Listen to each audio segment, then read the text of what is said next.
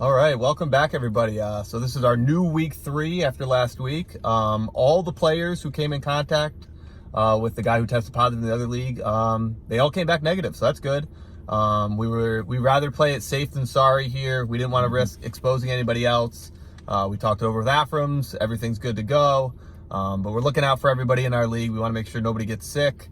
So now we don't have any results to go over, so I guess we're going to hop right into our new week 3 picks. Yes. Okay. Yep. Give you a little preview, make our picks. On field 1, we got Uncrushable versus Avengers. Both 3-0 or 2-0. This is going to be the game of the week. You play in this game. I'm going to just make my pick first. I'm going to go with Avengers here. I know some information. I don't know if you are going to indulge in that, so I'll leave that up to you. But I'm going to go with Avengers here. I think it's going to be high scoring. And yeah, they're just they're the hottest team right now, I think. After beating us, I know you guys are playing great, but you've played some weaker talent. I mean, that's a bad way to say it. Newer teams, lesser talent. So yeah, go ahead. Okay, so I actually won't be playing in this game. Emily and I will not be there this week, away on a little vacation. I still can't pick against my own team. I actually, without my mind there, it hurts a little bit, I think. But honestly, it might make our defense even a little more athletic if you take me out of there, because we've got some good athletes. We got Richie, we got Q, we've got Keith.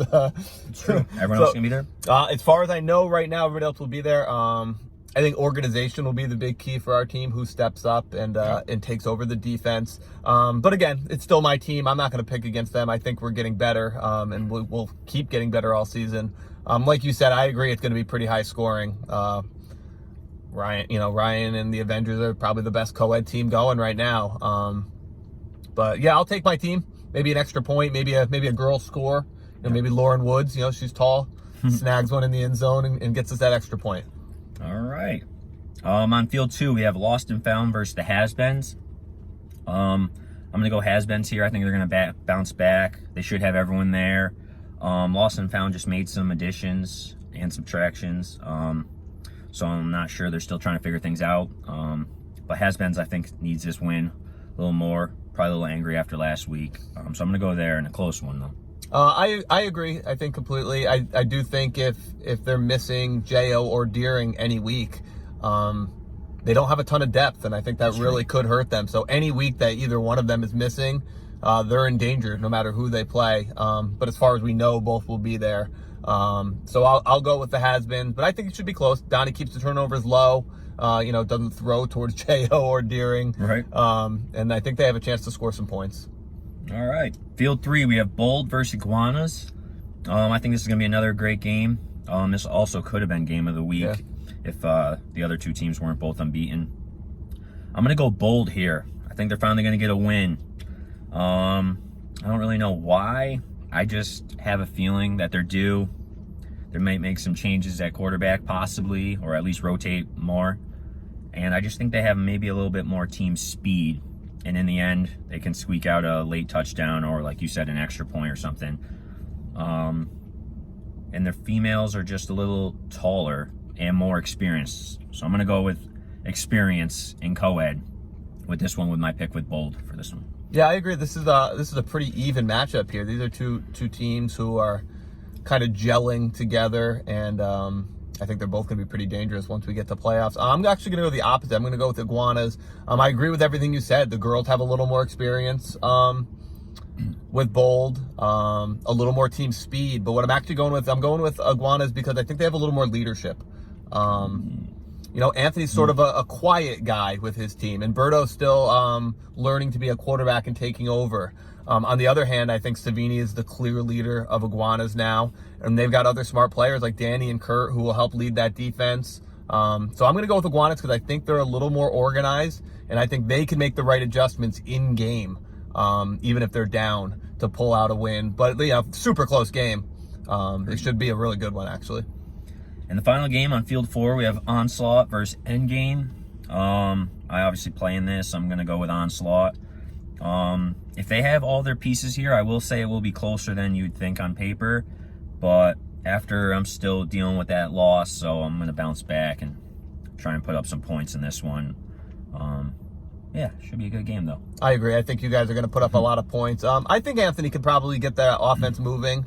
They could probably score a couple as well, but I don't think that they can match what you guys have right now with your experience in organization. All right. So we're going to go on to our top 3. We actually didn't mention that. Oh, yeah. We're doing top 3 flag grabbers, male and female, just like we always do.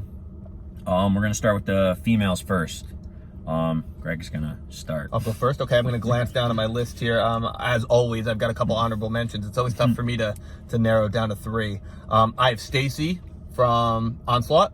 You know, she moves well. She can grab flags, solid. And then 2 people who, I don't want to say they don't think about, but Allie from Iguanas doesn't play a lot of defense, but last year when we played you guys and she was with KJM, she grabbed your flag on a couple of your runs and it was like, whoa, where did this come from? You know, I've been putting her in the wrong spot.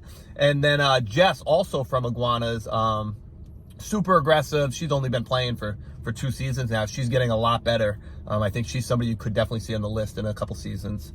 My top 3, Lindsay, not afraid to body up. You get near her, she's going to grab your flag. You know, very simple. Number 2, Emily. I've always used this analogy with her. It's like when you let the dog off the leash and just say, go get him. There's no one in this league who is going to go harder after that flag than her. She's dipped a little bit this season. She's been missing some. She's pretty down on herself, but I still have her there. And then number 1 for me is Elena. She's quick. She's got long arms. She's got experience. She knows where to put herself. Grabs a lot of flags. It's a good list right there. I agree on a bunch. So my honorable mentions are actually Allie as well and Heather, both from Iguanas. They're both newer. Well, Heather's been playing a while, but Allie's newer. But yeah, they're aggressive and they're pretty quick. So number 3 on my list, I actually have Emily there at number 3. She could be number 1, but she's not always the most motivated player. But when she's motivated, she can grab a flag just as good as anyone else. And now she'll be more motivated, bro. Yep. You're welcome. Number 2, I have Stacy from Onslaught. She's solid all around, rushes, gets sacks. If it's close to her, she's not usually missing it. And then number 1, I also have Elena, of course. She doesn't miss many. She's fast, athletic. She's always in the right spot, like you said. So yeah, that's my list. Moving on to the men. You want me to start? Yeah, you can go. Yep. All right. So my honorable mention for guys is Miz on Onslaught as well. He's lost some speed. He's put on some weight in the quarantine, but he's always in the right spot. He doesn't usually miss flags unless it's Jeezy. It's the only flags I see him miss. So I'm gonna give him the honorable mention.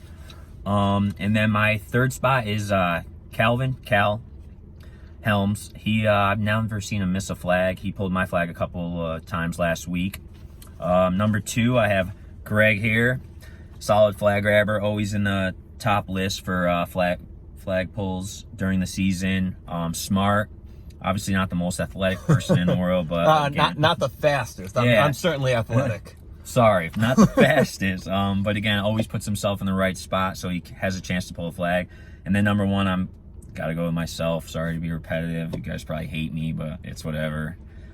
Prove me wrong. It's what I do best, pull flags.